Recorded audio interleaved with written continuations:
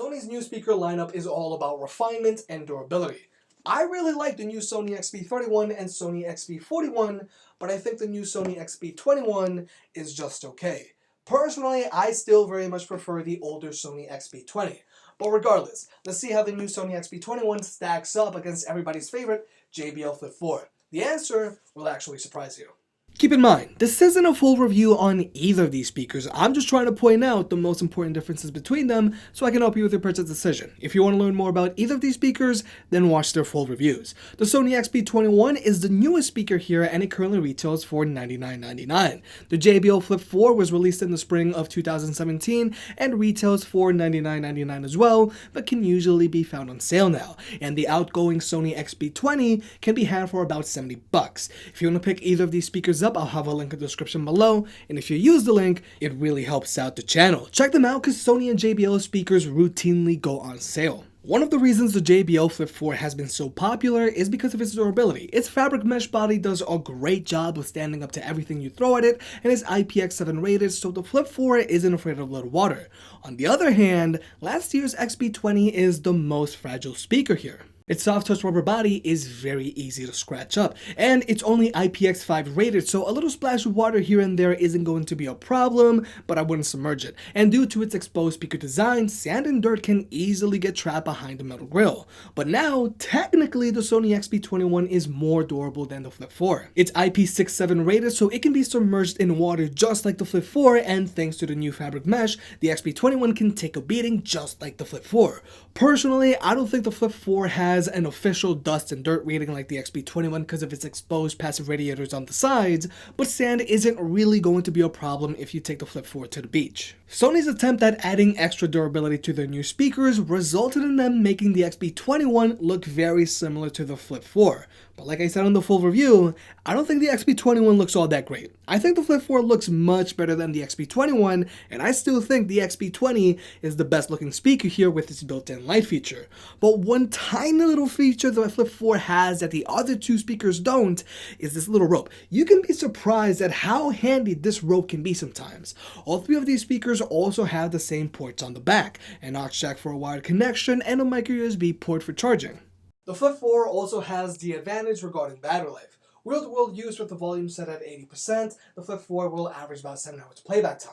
Under the same conditions, the XB20 and XB21 will average about 6 hours of playback time. But keep in mind, that's with the light feature turned on. If you use these speakers with the light feature turned off and at a lower volume, then you'll be able to get significantly longer battery lives. When it comes to speaker setups, both the XB20 and XB21 have 1.65-inch diameter transducers and dual passive radiators that shoot out the front and out the back. The JBL Flip 4 is also rocking very similar 1.57-inch diameter transducers, but its dual passive radiators shoot out the sides.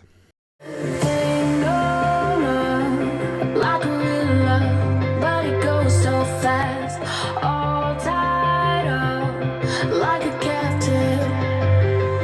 I'm still used to pay my mind like standing on rainbows, playing it cool. I haven't felt this in ages, and I know my patience. So won't you please stay a bit longer? You're making me stronger, making me stronger. Stay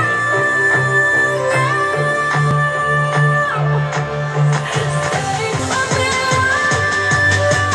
making me stronger, making me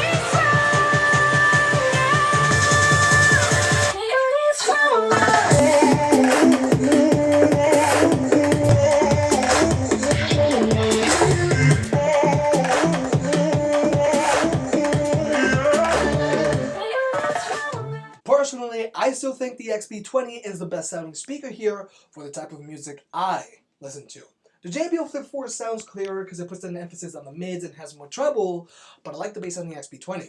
Now, the JBL Flip 4 also has a good amount of bass, but the XB20 has more of it. And even though the XB21 has as much bass as the XB20 frequently likes to get muddled out. But if you open up Sony's Music Center app, then you can adjust the equalizer settings on both the XB20 and XB21. But when you use your own EQ settings, you do give up Clear Audio Plus. So when I use the XB20 or XB21 to listen to Culture 2 with the extra bass feature turned on and with Clear Audio Plus turned on, I don't get too much distortion at higher volumes. Now you can activate low frequency mode on the Flip 4 for added bass, but I avoid using that setting because there's a lot of distortion at higher volumes.